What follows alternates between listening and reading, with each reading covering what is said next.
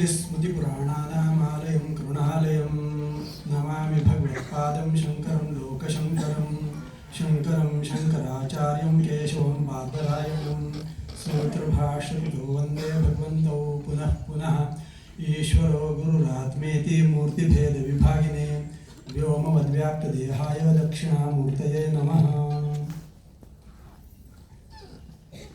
दत्तयो भजते नित्यं मुक्तिमेति न संशयः।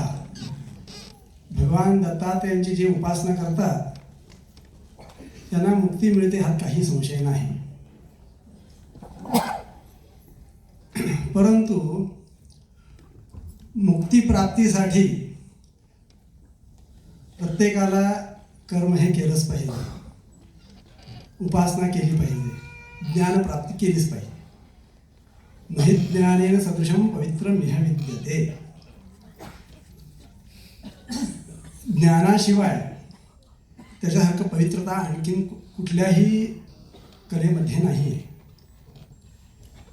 ज्ञान जे आहे हे प्राप्त होण्यासाठी तुम्हाला कर्म केलंच पाहिजे। कर्मणो हे बोद्धव्यम बोद्धव्यंच विकर्मणः अकर्मणश्च बोद्धव्यम गहना कर्मणो गतिः। कर्माला जाणून घेतलं पाहिजे, कर्म कोणतं केलं पाहिजे ते सुकर्म असावं। कर्म भरपूर आहेत पण ते सुकर्म करता आले पाहिजे।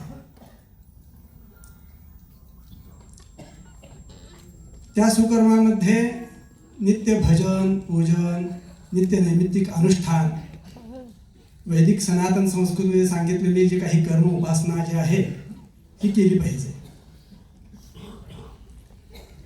कर्माबरोबर निषिद्ध कर्म तेही जाणून घेतलं पाहिजे।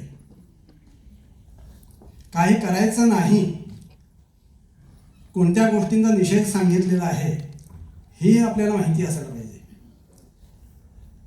माझी भक्ती आहे म्हणून मी करतो आहे असं होणं उपयोगाचं नाही।